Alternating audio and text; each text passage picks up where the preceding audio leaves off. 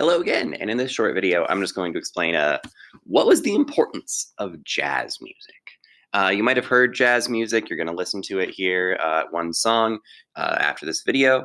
But right now, to us, over 100, like pretty much exactly 100 years ago, again, it's 1920s, 20s again. Jazz music might sound old, but some people still really like jazz music. And it's important to think of jazz music in the context of when it was created. So yeah, jazz music might sound old, but compared to older music, if you've heard any other stuff like that, it is pretty fast. It's moves kind of all over the place. It's kind of got like a more happy tone to it that kind of like they would say makes people want to dance, like get up and move a little bit. And in the time period, jazz music was considered dangerous.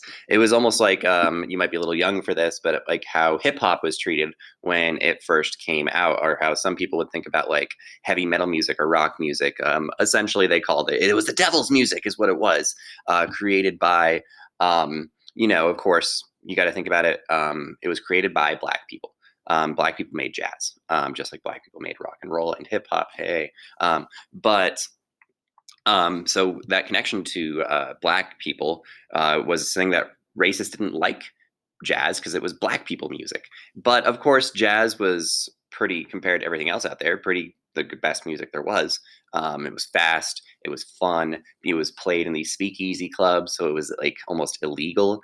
And really, it was a way that people would use to have fun, and it was considered bad by the racists because, again, the musicians were black, and white people would go and see black people play music, enjoy it, hang out with black people, and realize, hey, we're all just human beings who want to dance and have a good time, and we're really not that different, or not that different at all. We're just human beings, and we want to have a good time. And this created interactions between black people and white people, friendships. And of course, this is what the racists didn't want. They didn't want black people and white people hanging out together. They didn't want young white girls listening to black musicians and being like, oh, he's cool. No, they wanted that separation, that view of inferiority and superiority. And jazz music actually started to break down those barriers. It made white people appreciate things that black people did. It made them want to hang out with each other.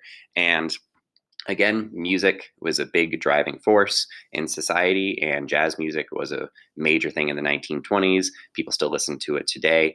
And so, again, it might seem old, but it was the controversial music, just like rap music is in the world today, but 100 years ago. So take a listen to a song under this video for an example of jazz.